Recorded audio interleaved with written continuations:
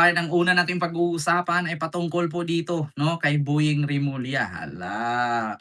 Eto ha mga kababayan, gusto kong ipaalam sa inyong lahat na bago po tayo dito mag-live or mag-vlog, meron po tayong sources. Lagi kong sinasabi yan mga kababayan kada tawag dito, kada live natin. Kasi mga kababayan, ang Fact First PH, no, ay pina-fact first po ako, no. Ang sinabi ko daw sa aking live or sa aking vlog ay si Sara Duterte daw ang nangunguna sa arrest warrant, no, sa ICC. Which is, nag-react lang naman ako sa sinabi ni Aimee na ang dati daw panghuli si Sara, ngayon ay nauna na daw sa slot.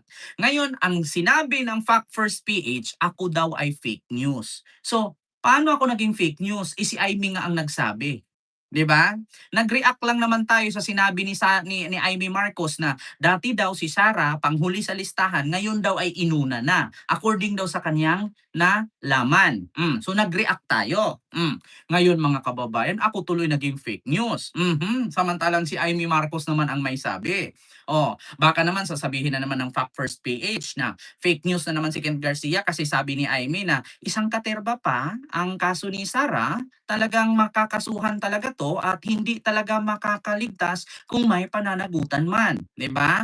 Ako tuloy ang naging fake news, samantalang si Aimee naman ang naghulgar no na dati daw ang lista daw ni Sara, panghuli daw siya sa warrant of arrest sa ICC. Tapos ngayon, nauna daw. Which is sinabi ni Aimee, nag-react lang tayo dito sa live. Aba, nagulat ako mga kababayan sa Fact First PH. Ako ang fake news. Aba, wala daw ganon. Wala daw ganon ang sinabi ang ICC. Wala naman talaga. Pero ang nagsabi niyan, si Aimee. Di ba? Oh.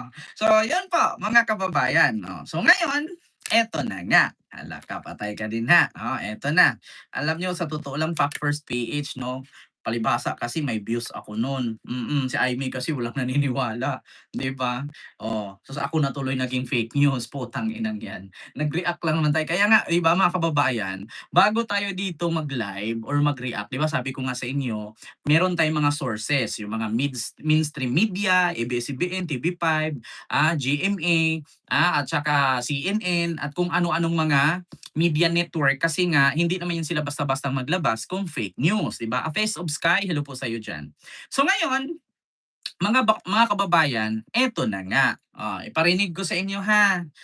Ipapanood ko sa inyo, ipaparinig ko sa inyo na ito. Patay ka din ha. Si Boyeng Rimulya, eto na. Mga kababayan ay hawak na pala ang bank records at nako mga kababayan, ito. Asan na? Ito. Oo. Oops, ito. May ads lang ha mga kababayan. Ayan po, ito po sa DZMM ha. Ito ha, mga kababayan, baka yung Packers PH dyan, sabihin naman ako fake news ha. Galing po ito sa DZMM. Anong sabi? Hawak na pala ni Boying ang listahan ng mga bank records at salin ni Sara. Kasi bakit? Ang kampante kasi ni Boying. Ano ang sabi ni Boying? Nang sinabi na siya ng kamera, ang sabi ni Boying, sinabi na tayo ng kamera, handa tayong sumipot, handa tayong lumabas at pumunta.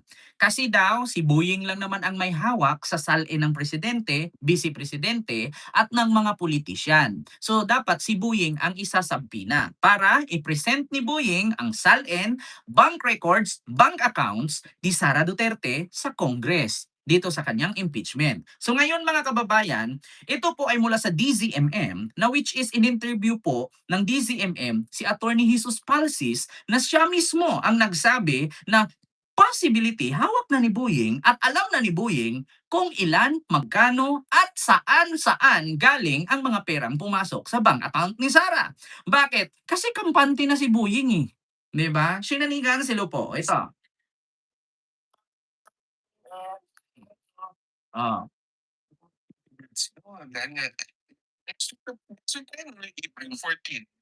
Yung susunod na pagdinig. Sabihin niyo sa akin mga kababayan kung mahina ba ang boses or naririnig niyo ba? Paki-comment nga po. Like po tayo mga kababayan, ipantay po natin yung like. Paki-comment nga po mga kababayan kung okay ba yung boses natin, kung naririnig ninyo, hindi ba siya mahina. Kasi lagi kong nababasa diyan kada tapos ng live natin may mga nagko-comment, wala daw silang naririnig, mahina daw yung boses. Kaya ngayon gusto ko lang pong reaksyonan kung narinig nyo po ba 'pag i-play ko dito yung boses ng ating nireaksyonan, 'no? Okay. So naririnig naman pala kasi ang dami kong nababasa kasi sa comment mga kababayan. Basta pinakita ko sa inyo ha, ang in-interview na nasa telepono ay si Jesus Palsis, 'no, ng DZMM. So kanina lang po ito mga kababayan, 1 hour ago, 'no, 1 hour ago ng DZMM na ang nakalagay dito, BP Sara bank account may be disclosed. May be disclosed in impeachment proceedings.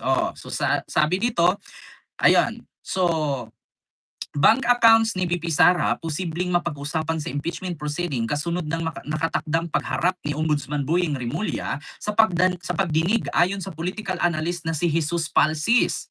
So, Sir Henry, hello po. So, eto na nga mga kababayan, pakinggan ninyo ang sagot ni Jesus Palsis dito kasi mga kababayan, sa mga hindi po nakakaalam at sa mga nakakaalam, si Boying Rimulya po, bakit nga ba kampante siya na i-present ang salin at mga bank records ni Sara Duterte? So, imposible pala or posibleng hawak na nga ni Boying. So, hawak niya ang bit, hawak niya ang bit. Oo. So, possibility mga kababayan, hawak na nga ni Boying. Kasi nga, syempre kung sasabihin naman niya ni Boying na, kung sakali 'pag ako ipatawag, imbestigahan ko muna. Bakit ang sabi ni Boyeng, ready na ako, handa akong lumusot o handa akong lumabas o lumantad. So ibig sabihin, hawak na nga ni Boyeng. Ano bang baka binubulog sa iyo yung ano, Mm. waiver of defense. Ah. Ay, Yan na. Mm.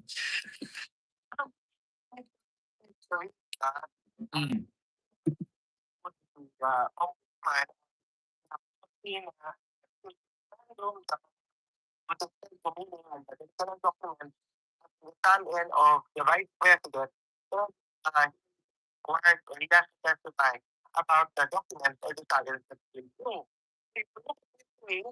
That has happened before, where an ombudsman has testified in an impeachment proceeding at not in the House. The Senate, and the testimony of that ombudsman is crucial as well in helping the case suggest or convince the public and the legislators Mm. talking about ombudsman sa Senate na dati ay sinamon din at nung tinag-testify, ang ganda sa kanyang testimony, napakaklaro, tayo niya kung ano yung document na yun sa yung personal knowledge niya. And so, even without critical, what we can expect. Mm. So hindi masyadong maintindihan. So ang sabi dito ni Jesus Palsis mga kababayan, no, na posibleng hawak na nga daw ni Boying Rimulya itong salin ni Sara at mga bank records. Kasi bakit mga kababayan? Which is si Conchita Carpio Morales noon pinatawag din no sa isang hearing at ganyan din ang ginawa. So kung bakit daw si Boying ay pinatawag dahil si Boying lang naman ang may hawak ng mga salin at yung mga bank records na ipinipresent ng mga politician. Kasi ombudsman po talaga mga kababayan ang may hawak diyan, no? Nasa ano 'yan, kustodiya ng ombudsman itong listahan ng mga bank accounts. So ngayon mga kababayan, para sa akin, so kung hawak ni Boying at ready na si Boying na pumunta, no, sa hearing dito sa impeachment ni Sara. So ibig sabihin, kung hawak na ni Boying, yung isinampa pala ni Trillanes, inasikaso na pala. Kasi 'di ba mga kababayan, mas nauna si Trillanes nag-file ng nag-file ng kaso sa ombudsman. Kung naalala ninyo mga kababayan, 'di ba 2 beses si Trillanes nag-file ng kaso sa ombudsman? Una, yung si Bongo at si Digong, yung about sa DPWH at saka yung overprice na tawag doon, warship ng Navy, frigate o warship, oo. Tapos nag-file siya kasama niya ang may mga kasama siya mga kababaihan no'n na marami silang dalang dokumento patungkol naman dito sa mga bank account ni Sarah. So ibig sabihin mga kababayan, na naimbestigahan na pala ni Boying 'no, itong ano mga kababayan, itong salin at mga bank account ni Sarah ay hawak ni Boying. Ngayon sabi niya hawak na daw niya, ready na daw siyang sumipot. Tapos meron nga siyang isasabina din kasi nga hindi daw tinanggap ng Solgen itong kaniyang sabina sa isang kongresista na walang salin, hindi nag-present ng salin. Di ko alam kung sino yung kongresista na yon, sabi ni Boying kanina. So, ibig sabihin mga kababayan, alam na pala ni Boying at inimbestigahan na pala ni Boying itong file ni Trillanes noon. Kasi which is yung final ni Trillanes sa ombudsman, yan din po ang ebidensya doon sa impeachment ni Sara. Continue natin ha, pakinggan ko mga kababayan tapos i-translate ko sa inyo. Ay, yung return o yung muna pupunta sa inyo sa house, Mhm, pwede ko pala pero yan ang pagkwento nila. Himself, not comply with the muna, dito ka doon, mhm. yun, to testify or dispatch the Oh, so personal pala si Boying na pupunta doon. Hindi siya pu may possibility na si Clabano, yung kanyang spokesperson ang mag-present or di kaya si Boying. So, sabi nga ni Jesus Palsis, bakit nga ba si Boying? Kasi nga si Boying po ang pinaka-importante doon. So, sabi nga dito sa report, so hindi pala si Sarah ang importante, si Boying pala. Si Boying po ang mas mahalaga kasi hawak nga po ni Boying lahat ang beat. Mm. Hmm. ng president at ng president. So, Hmm. yung mga nakasabi, but more than that, kasi, bukod sa pangalan ng Lucifer, ay ay kung kaya sakin, kung kung after remember, so, ang ano, nataparin ko yung lahat ng ikaw,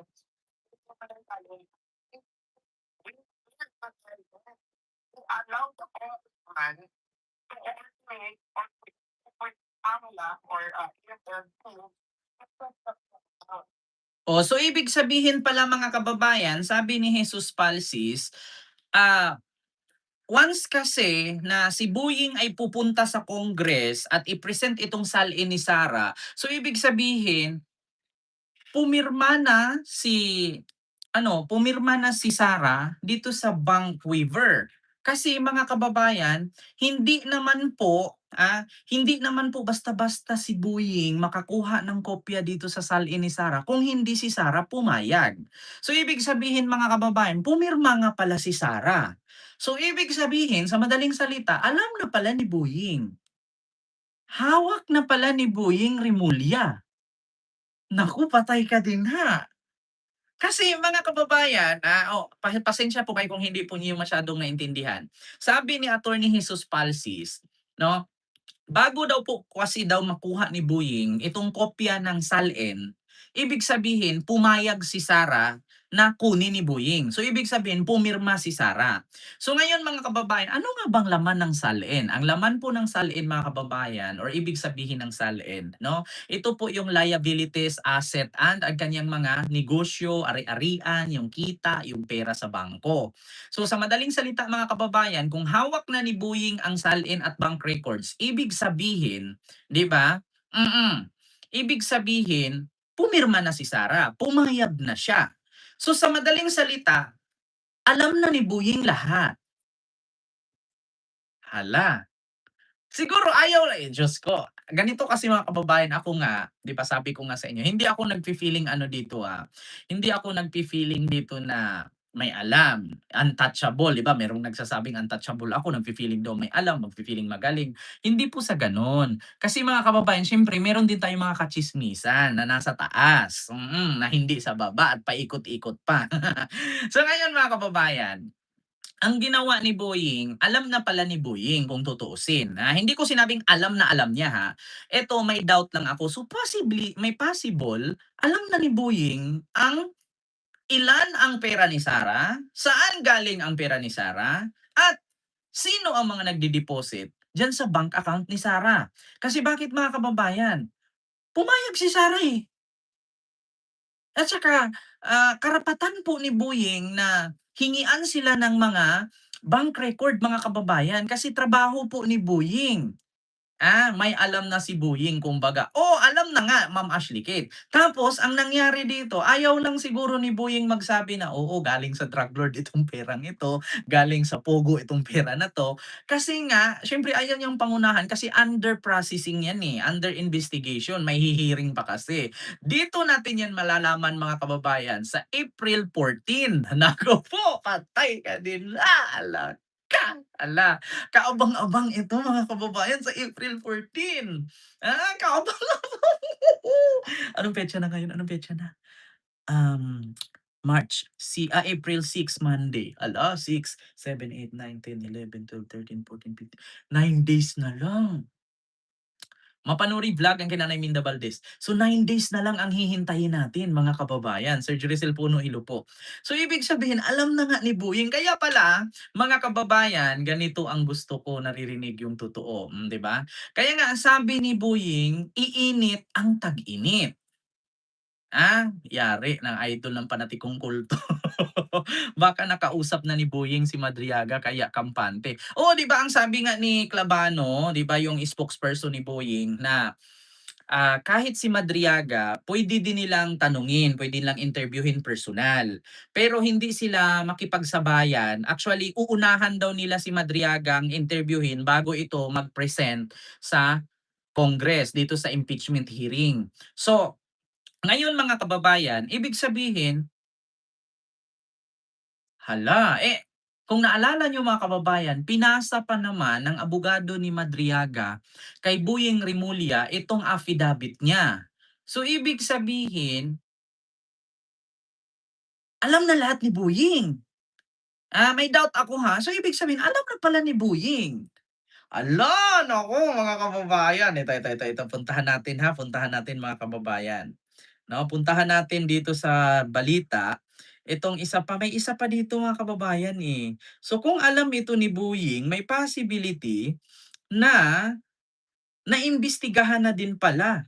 Oo, inisyuhan na ng subpoena Rimulya at saka si Madriaga. Ito, DZMM. Subpoena versus Rimulya, Madriaga issue. Hala. Pasensya na po mga kababayan. Wait lang. Mm. Ito ha. May ads lang. Kaabang-abang ito mga kababayan. Ay, magandang hapon. Maraming salamat sa pag-imbita. Easter, nakita ko yung Easter greetings nyo, may kaapiran kayo, Kong Terry. Oo, siyempre talagang pinantinindigan natin. Pinahaharap ng House Justice Committee si Ombudsman Jesus Crispin Remulla sa pagdinig sa susunod na linggo para isumite ang certified. Sa susunod na linggo nga mga kababayan, so ibig sabihin ngayong April 14 nga si Boying. Sarah, hala patay ka diyan. Hala ka, hala. Baka nilinis na ng bank manager. Hindi niya malinis 'yon. Oo, hindi nila pwedeng ilinisin, hindi nila pwedeng burahin 'yan, mga kababayan. Hala ka, eto na nga.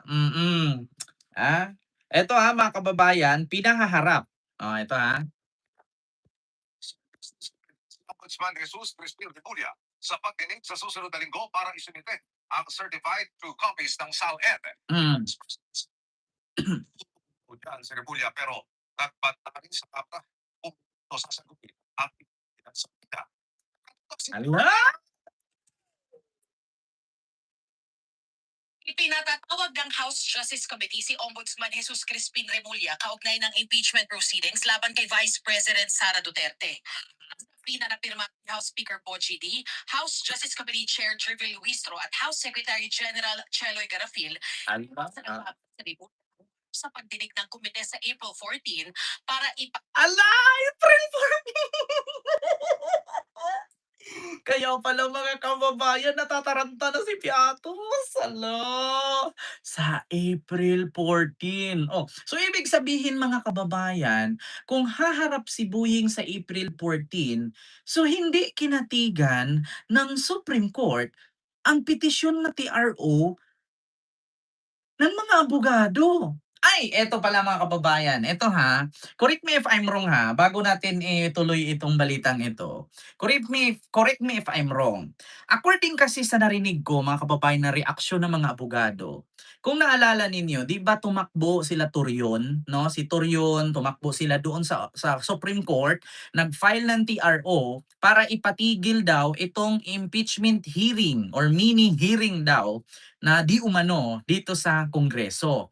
Ngayon mga kababayan, ang sabi ng isang lawyer no ni Mil Santamaria at saka nitong isa yung taga UP no taga UP din na professor, sabi niya walang saysay itong TRO'ng ifinail ni Torion at ng iba pa na mga abogado dahil unang-una sinabi ni Sara Duterte na hindi daw siya kinonsulta ni Torion bago sila nag-file doon sa Supreme Court. So sa madaling salita, walang katig yun. Hindi yun matanggap ng Supreme Court, hindi yun counted, hindi yun valid. Bakit? Invalid yun mga kababayan. Kasi bakit? Sinabi po mismo ni Sara Duterte sa mga news media outlet na hindi daw siya kinonsulta ni Torion bago si Torion tumakbo sa Supreme Court at mag-file ng TRO na ipapatigil itong impeachment hearing sa Kongreso. Pangalawa mga kababayan, no? Una, tinanggi ni Sara. So unang-una, tawag dito suspect, no. Hindi ko naman masabing totally suspect kasi wala pa naman siyang case, no. Sabihin na lang nating suspect. Tinanggi siya ni Sara na 'di ba si Sara ang iimbestigahan, si Sara ang ihihiring, si Sara ang may impeachment. So, sabi ni Sara, hindi daw kumonsulta si Torion sa kanya na ura-urada lang daw itong pumunta sa Supreme Court. So, doon pa lang wala nang kwenta 'yon kasi bakit? Hindi naman sila kumonsulta kay Sara at walang karapatan si Torion na mag-file ng TRO sa Supreme Court kasi pangalawa, si Torion ay hindi po parte ng legal team ni Sara. 'Di ba? Kasi una mga kababayan, ang may karapatan lang daw na mag-file ng TRO doon ang 16 lawyers ni Sara Duterte. Ang tanong, si Torion ba parte ng 16 lawyers ni Sara? Hindi po. So sa madaling salita, walang kwenta, useless yung TRO ni Torion. So kung useless ang TRO na magpapatigil sa impeachment hearing, so sa madaling salita, tuloy ang impeachment hearing sa 14. Hala, naku palpak na naman si Torion. Sabi ni Ma'am Elina Garcia, palusot lang yan ni Inday Sayad pero nung birthday rally nila sa Davao last March 28, nandoon ang mga alagad ni Sara. Ang problema Ma'am Elina, kahit sabihin niyang hindi alam ni Sara, hindi din naman tatanggapin ng Supreme Court yun. Kasi bakit? Hindi naman si Torion, sabi ni Sara, hindi daw siya kumonsulta si Torion. Si Torion daw ang kusang pumunta doon. Pangalawa, wala pong kwenta yung pag-file ni Torion kasi nga mga kababayan, hindi naman si Torion party ng committee, ng legal group ni Sara. Hindi naman party si Torion. Kasi kung meron mang may mag-file doon, mga kababayan, yung isa or dalawa or yung mga 16 lawyers ni Sara ang may karapatan mag-file ng TRO. So sa madaling salita, useless nga. 'Di ba? So ibig sabihin kung hindi kinatigan ng Supreme Court ang file or invalid itong file ni Torion. So tuloy nga sa April 14 na pumunta si Boyeng. Continue. Sa ang certified true copies ng SALN o Statement of Assets, Liabilities and Net Worth ng BISE, wala Mm, namang pumasok siya sa serbisyo publiko. mm, Bukod sa 2022 hanggang 2025 kung kailan naninilbihan na bilang Vice President si Duterte, saklaw din ng sapina ang 2007 hanggang 2010 noong Vice Mayor pa siya ng Davao City at 2010 hanggang 2013 pati 2016 hanggang 2022 noong Mayor pa siya ng Davao City. no? Kasi sa sapina, maaaring managot sa batas si Remulla kung hindi niya susundin ang nakasaad dito. Sa huling Ala, managot daw sa batas si Boying kung hindi susundin si Sara, ni Boying ang sabina ng Kongreso. Una, ang hiningi kasi mga kababayan na salin ni Sara ay mula nung si Sara ay tumungtong bilang politician mula 2007 hanggang 2025. No? So 2007, tapos 2013, tapos 2016, at saka 2022. So ibig sabihin mga kababayan, kailangan ni Boying yang kunin lahat yung record na yan. Kailangan ni Boying, no, na imbestigahan isa-isa na mula 2007, 2013, tapos 2016 hanggang 2025. Naku po, patay ka din ha. pangalan ni Vice President Duterte na nakuha ng GMA News Research sa Office of the Ombudsman, mahigit 88.5 million pesos ang net worth ni Duterte noong 2024. Natanggap na raw ng Ombudsman ang sabina ng House Justice Committee at nakahanda naman daw silang sundin ang sabina. Mhm. Tutada ni Remulla, dapat din daw tanggapin at tumugon ng Kamara sa ibinibigay nilang sabina tungkol sa sali ng isa nilang empleyado, Deputy Secretary General Sofonias Cabonada. Isa sa mga House employees, ang rango niya yata ay Deputy Secretary General or sa assistant. Aking hinahanda sa mga congressman na pinangukulan. So, it's all related. Sabi ni Remulla, ayaw daw tanggapin ng Kamara ang sabina. Kaya ang banta niya, kapag hindi nakuha ng Office of the Ombudsman ang hinihiling salian ngayong linggo, ay sususpindihin niya si Garafil sa pwesto. Public notice pa. Ala, Susunod na lang. So, ala, ipapakulong niya. papaya, Mm. nakasubukan na po ang ating legal system kung ito po ang kinakailangan. Patay. Oh, kita nyo ha? Matapang si Boying. Kaya pala tinatadtad nila si Boying ng ano noon, kaso at petisyon ni Aimee, ni Basti, kung sino-sino pa yun, di ba? Kaya pala para hindi maging ombudsman kasi bakit? Mahirap talaga si Boying banggain mga kababayan. Magkasubukan na ang ating legal system ng ating bansa. Naku, mga kababayan ha, magkasubukan ang legal system. Putang ina, ang tapang ni Boying ha. Naku, Diyos ko. Ito si Boying yung maganda gawing Chief Justice eh. Ay hindi, yung diyan sa tawag dun Supreme Court, no? Naku, totoo na ba yan? Totoo yan! Naku, Diyos ko. Ang Ombudsman salian ng lahat ng congressman hanggang sa Deputy Secretary Generals base sa kung gaano sila katagal sa Kongreso. Mas daw ibibigay ng Office of the Ombudsman ang sabina sa Kamara. Hindi ko naintindihan kasi ang batas ay batas. Dapat sumunod sila. Naku, magkagalit si Kim Chiu niyan. Kung sila ay kahit speaker pa o kahit ano pang rango, pag may sapina po, sumusunod po tayo. Huwag silang magkakamaling kuminti sapagkat hindi po kami papayag na hindi sila mag-comply sa aming kautusan. Patay. Sinusunod sa kunin ang panig ni Garafil at ni Gabunada. Darlene Kai, nakatutok, 24 oras. Kita nyo mga kababayan? Naku, grabe, patay ka din ha. So ibig sabihin mga kababayan, hawak na nga pala ni Boying. Naku. Hala. Oh, Yuka Fujimori. May shoutout po sa yan kay Leopoldo Ilocano. Elcano ba? Elcano? Ilicano. Ayan. Ganyan dapat, ganyan ang public servant, 'di ba? Oo, walang kinakatakutan. Atak kung atak. Hala, Diyos ko mga kababayan, patay kayo diyan. Hala, ito pa mga kababayan, oh. Si ano 'to, Senate impeachment, determine whether Madriaga full source. Naku po. Hala ka, bank account di puwedeng buksan. Oh, sabi ng ano mga kababayan, mga professor daw 'to ng SMNI, yung bank account daw ni Sara, natataranta na nga sila mga kababayan. Andito naka-live yung SMNI digital, yung mga political analyst daw. Hindi daw po puwedeng buksan ang bank accounts ni Sara. Andito si Ma'am Scarpio at saka mukha ni Sara 'to, eh. Declaration to disclose the bank account. So, hindi pa siya, wala pang impeachment point na na-form. So, yeah. As you mentioned, that's the Philippines. So, sa akin, naririnig mo ito, you're from the private sector, ha?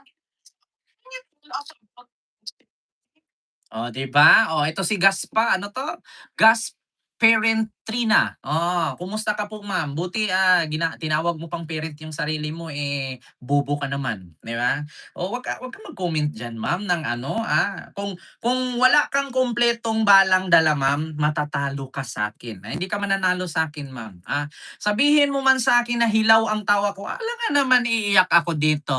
Sino ba ang pagtatawanan ko?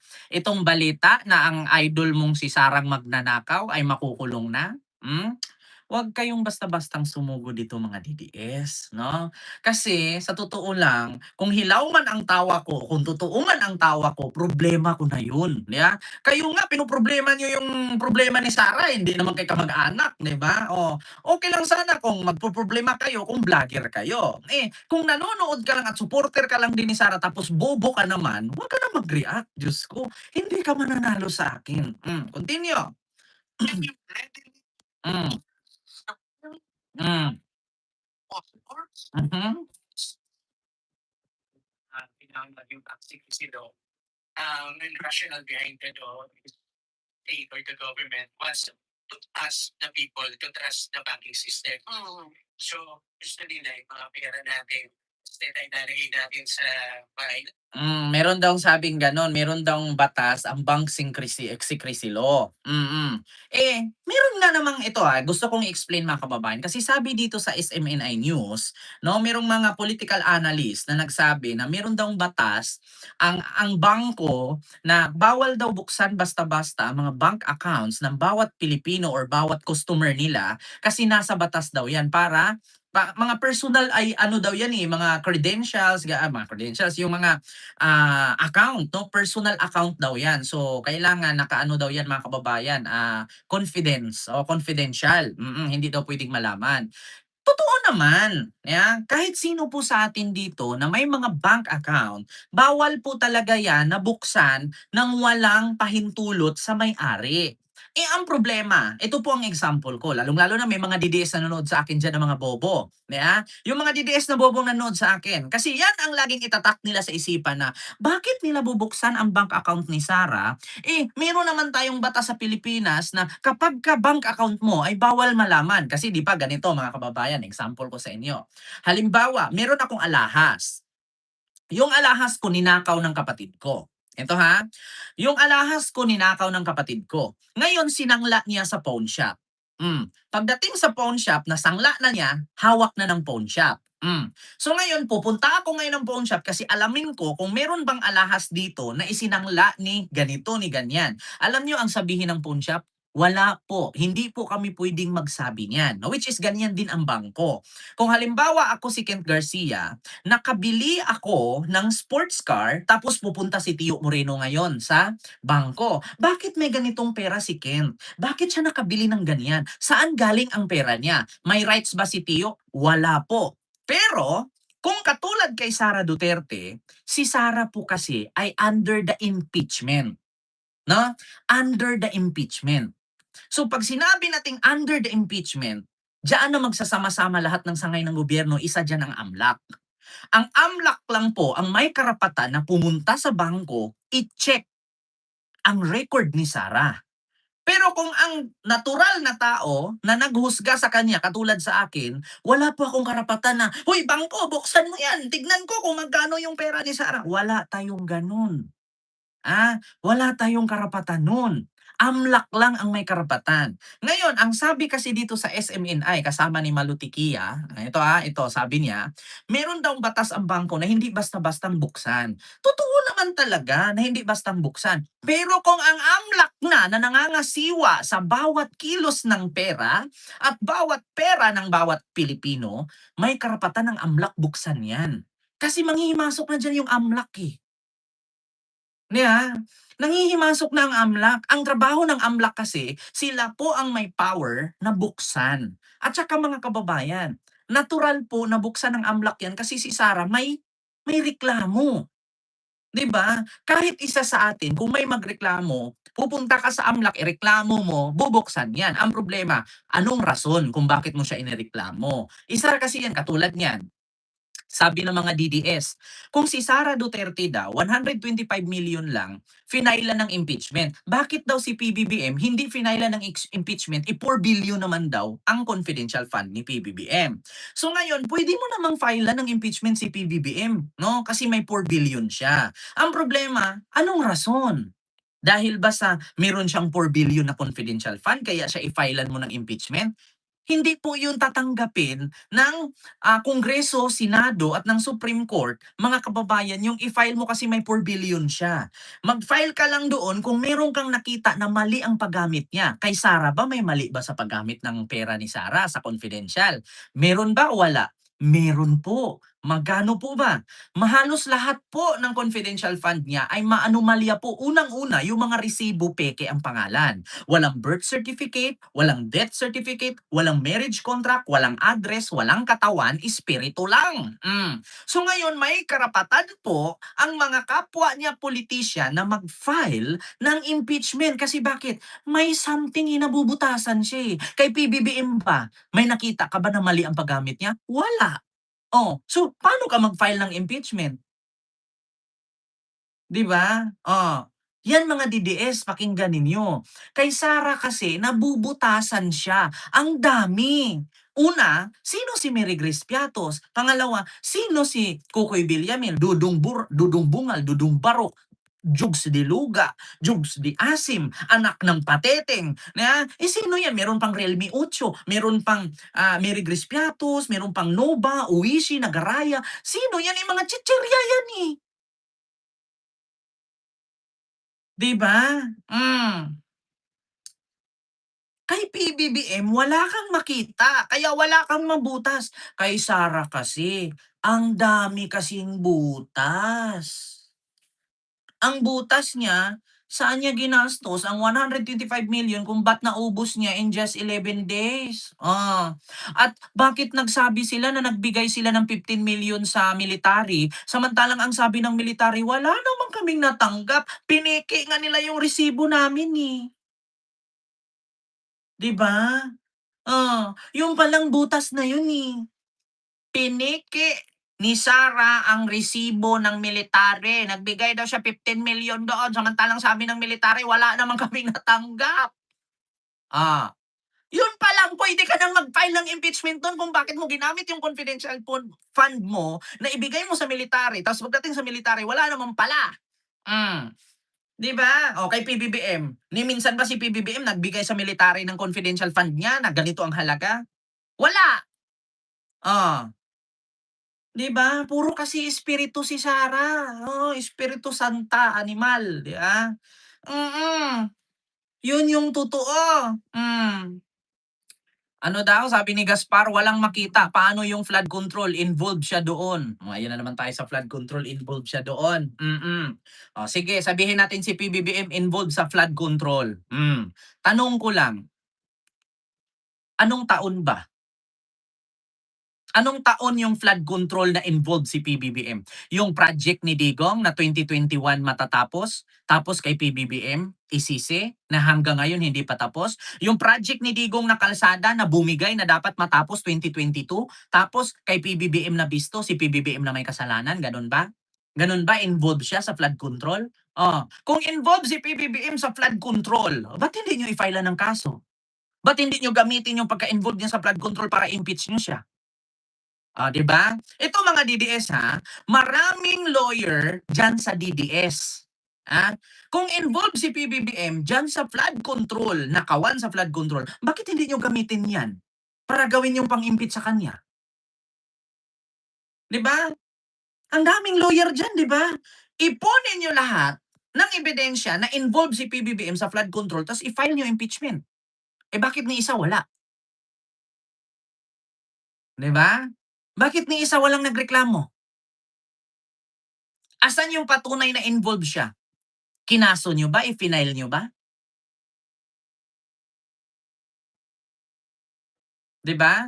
Kadalasan naman sa mga secretary or USEC sa DPWH puro under ni Digong. May mga kaso lahat, 'di ba? 2022 si PBBM naging presidente. Ang kadalasan sa mga flood control na palpak ay hanggang 2022 matapos. Oh, asaan na yan? Alam, kasalanan pa ni PBBM yan. Yung Malasakit Center na hindi natapos, kasalanan ni BBM. Yung mga tulay na bumigay, kasalanan ni BBM. Tignan nyo, yung Kisame sa airport bumagsak, kasalanan ni Marcos yun. Ni minsan ba may nakita kay project ni Marcos sa airport? Di ba?